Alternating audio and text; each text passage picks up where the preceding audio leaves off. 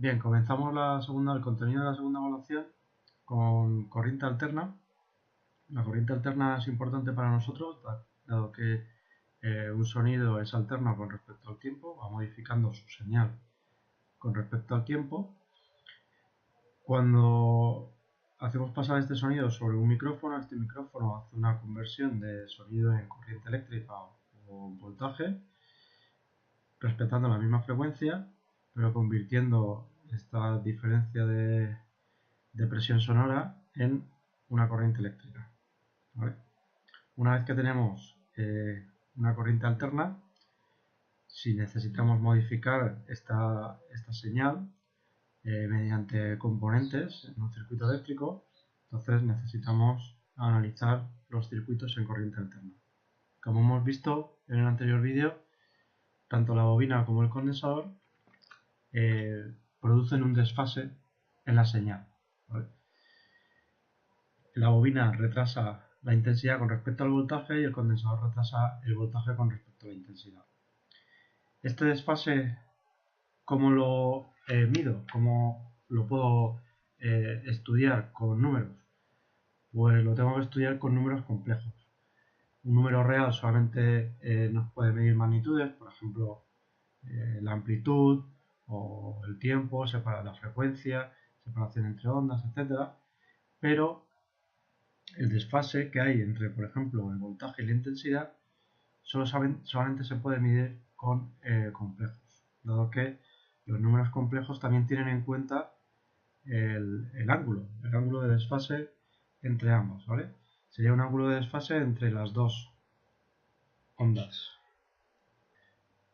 Entonces, vamos a ver cómo se analizan los circuitos con números complejos en corriente alterna.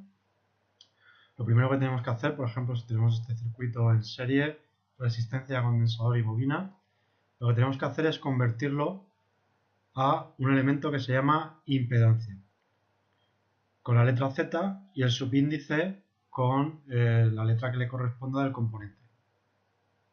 De esta manera, lo que vamos a hacer es convertir cada componente a ohmios.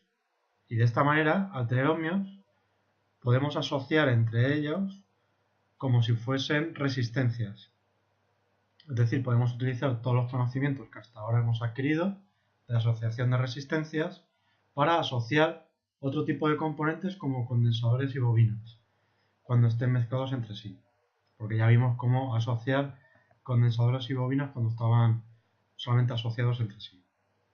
Bien, pues el Z este es un número complejo que lo que va a hacer es aglutinar no solamente la amplitud o el valor de ese componente, sino también el desfase que tiene ese componente con respecto al voltaje o a la intensidad generada en la fuente de alimentación.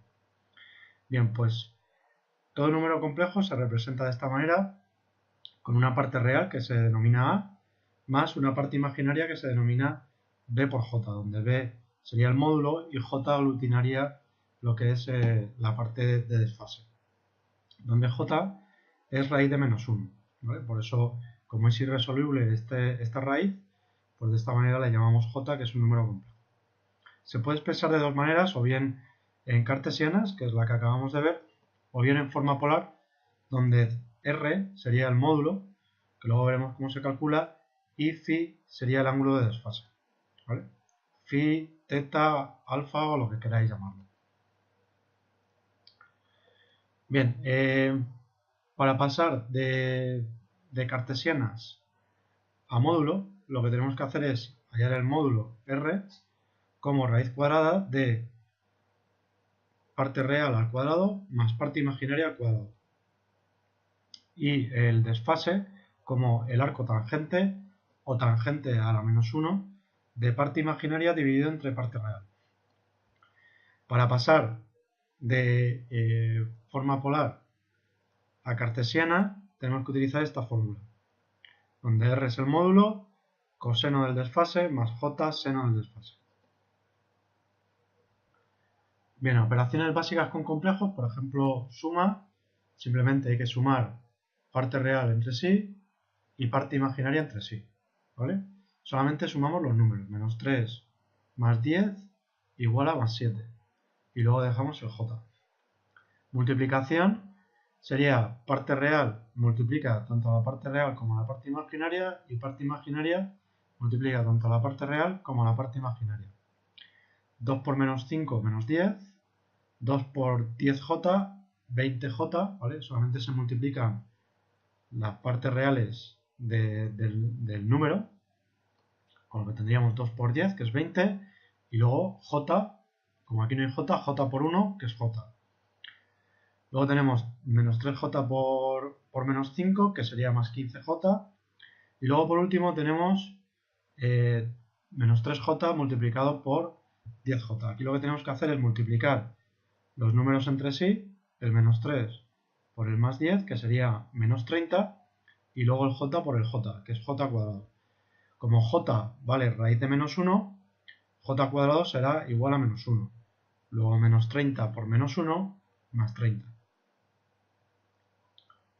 En la división lo que tenemos que hacer es multiplicar y dividir por el complementario.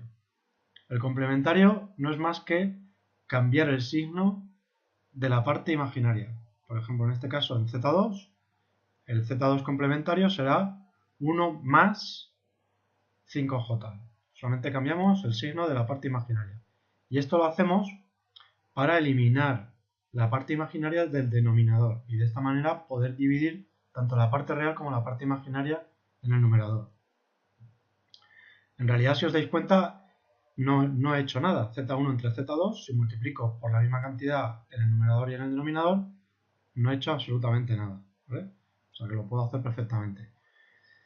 Bueno, pues poniendo la parte complementaria, tanto en el numerador como en el denominador, me queda que en el denominador solamente tengo parte real, 25 más 1, que es 26, ¿vale? Hay un truquito que es, en vez de desarrollar toda esta multiplicación, 1 por 1, 1 por más 5j, menos 5j por 1, menos 5j por más 5j, lo que podemos hacer es directamente elevar al cuadrado tanto el 1 como el 5, ¿vale? Hacemos 1 al cuadrado más 5 al cuadrado y eso es toda esta parte. Así nos evitamos el cálculo y lo hacemos mucho más rápido. 1 al cuadrado más 5 al cuadrado es 26. Está bien, ¿vale? Esto de aquí arriba lo multiplico como hemos hecho antes. Nos queda esta cantidad. Agrupando me quedaría menos 13 más 13j, agrupando parte real y parte imaginaria. Y ahora ya puedo dividir el menos 13 por 26 y el más 13j entre 26. En este caso dividiría 13 entre 26. Es decir, tengo la misma cantidad, menos 0,5 más 0,5j. Bueno, aquí tenéis un ejemplo, un ejemplo teórico de cómo pasar de cartesianas a polar utilizando, un truquito que es este. Simplemente esto os lo vendría dado en el formulario del examen, no hay que aprendérselo, donde nos dice, según el signo que tengamos en la parte imaginaria y en la parte real, qué es lo que tenemos que hacer con el ángulo que nos salga del arco tangente de parte imaginaria entre parte real. Si tenemos, por ejemplo, parte real negativa y parte imaginaria positiva, tenemos que hacer es 180 grados menos el ángulo que nos salga aquí. Y así con todo, ¿vale? Esto tiene que ver un poco por cómo se representa el número complejo en un espacio. En este caso el eje de ordenadas sería el eje imaginario y el eje de abscisas sería el eje real. Según en el cuadrante en el que estemos, vamos a tener que restar o sumar por un ángulo u otro, ¿vale? Pero os digo, esto os lo daría, con lo que lo único que tenéis que hacer es mirar el signo y si tenéis que sumar o restar. Si no hacéis esto, pues tampoco estaría mal, pero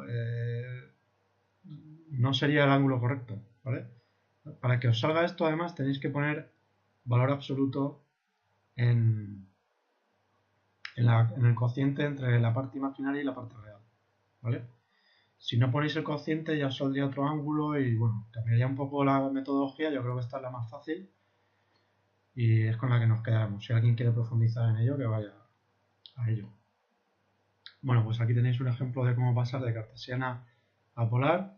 Tenemos el módulo con la raíz cuadrada, muy fácil, y luego el desfase, la cotangente, como tenemos positivo y positivo, no hay que restar el ángulo, luego se queda a 60 grados y ya está. Y lo dejamos en forma polar que sería 2, que es el módulo, y como subíndice el desfase, que sería 60. De esta manera podemos ver fácilmente cuál es su valor, que sería 2, y luego cuál sería el desfase que tiene. Si fuese una intensidad, por ejemplo, S2 sería amperios, 2 amperios, y tendría un desfase de 60 grados con respecto al voltaje. Aquí tenéis el ejemplo inverso en polar.